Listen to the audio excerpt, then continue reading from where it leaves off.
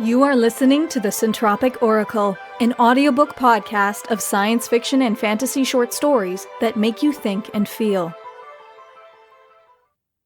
Dinosaur's Valentine by Abra Staffin-Wiebe. Once upon a time, a slow, plodding sauropod fell in love with a beautiful dinosaur princess. Although I didn't know it, the same day that my doctor told me I had 6 months left, my ex-wife learned she had little short of 9 months to go. That can't be right, I told my doctor. We cured cancer, I spliced genes, climate-adapted dinosaur genes every day. I'm sorry, he said. This cancer is too aggressive for gene treatment. We can discuss palliative care or trying to get you into an experimental study, but you need to prepare your loved ones for the worst. I can recommend a good end-of-life counselor. I didn't really hear anything else he said. I nodded in the right places, I took the printouts he handed me, but there was a buzzing in my ears and a fog in my brain. The fog didn't lift until I was in the elevator and the doors opened to reveal Natalie. Her father, the king of the dinosaurs, ate all her suitors after their gifts displeased her. Natalie, my ex-wife, the mother of the only child I'd ever have, Daisy, a girl who would always be 5 years old and perfectly imperfect in our memories, co-parent who covered for all my long hours in the lab, partner in grief, bitter enemy as we tore our marriage and each other apart with blame.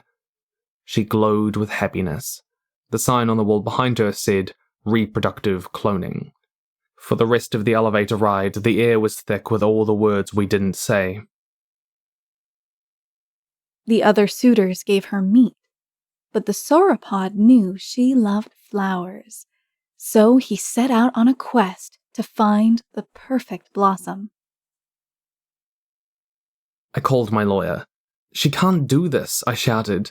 The genes are half mine. She can't replace Daisy. There's no law preventing it. You could try a civil suit, but all she has to do is stall. Will you look into it? There's another issue too. I told him about my diagnosis. He agreed to meet me later that week. I'll review your will. We can discuss its terms during our meeting, he said. It was a long, lonely quest. The days grew short and long and short again before he discovered an amazing flower unlike anything he'd ever seen. I told my manager my diagnosis. I'm so sorry, she said. We'll do everything we can to help. I'll assign another engineer to the theropod project to shadow your role. Not necessary. The project completion timeline is 18 months. Your diagnosis gives you 6. He knew the princess would love the flower, so he scooped the whole plant up carefully in his mouth and began the long trek home. Natalie left me a message. We have to talk, she said. Please meet me for lunch. She named somewhere I'd never been, a place innocent of all associations. I showed up, but I didn't order anything. You're insane if you think I'll support this, I told her. I don't need your support, she said. I'm doing this on my own. I only want a few pictures of you so I can show my daughter where the other half of her genetic material comes from. Think about it. She paused. I heard about your diagnosis. I'm sorry for everything. The sympathy in her voice drove me away faster than anger would have. The blossom withered and went to seed along the way, but the plant still lived, and so the sauropod persisted. With his every ponderous step, the plant shook like a dying bird. Natalie was right. She didn't need my support. She would be a great single mother. She'd had plenty of practice solo parenting when we were married. The one thing that only I did, and she didn't, was read bedtime stories. Our daughter claimed Natalie read too fast and didn't do the voices right. Daisy made me promise to always wake her up if she fell asleep before I got home. So I always did. I would wake Daisy up, give her a hug and a kiss, and then read the story, While her small, warm weight snuggled against my side, I told tales of princesses and pirates, dinosaurs and dragons, and fairies and unicorns. Often her eyelids fluttered shut again before I even finished a page, but I kept reading until she was deeply asleep. When the sauropod returned, he found all the dinosaurs watching an asteroid plummeting toward the Earth. "You're too late," the dinosaur princess said, "but your gift is beautiful." My will was simple. I didn't have many assets. I wouldn't be able to stay with the theropod project until completion. By my contract, that meant I, or rather my heirs, wouldn't receive a split of the patent royalties. After I was gone, what I left wouldn't make much difference. Not to my beneficiaries and not to the world. My lawyer held out no hope for a lawsuit to stop Natalie. When I persisted, he said, "I'm gonna be blunt. We all die. Do you want your last act to be this bitter, losing battle?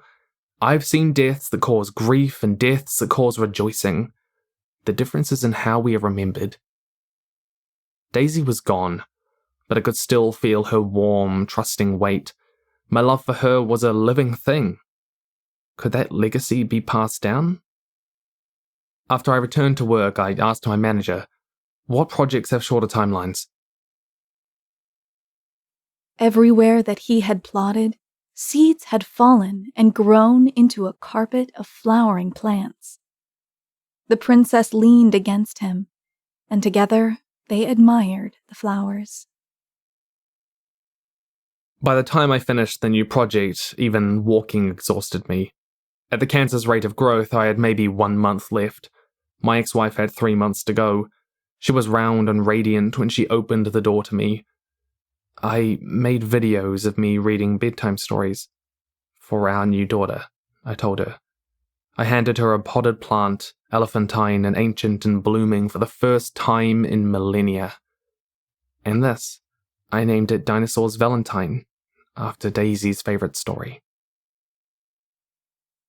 "Love is never wasted," said the sauropod to his dinosaur princess. "Look at the beauty we created."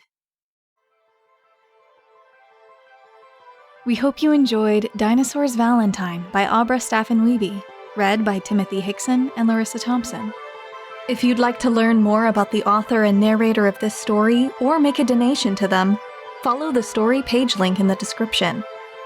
If you would like to submit a story for consideration or apply to be a narrator, a link to our submission guidelines is in the description.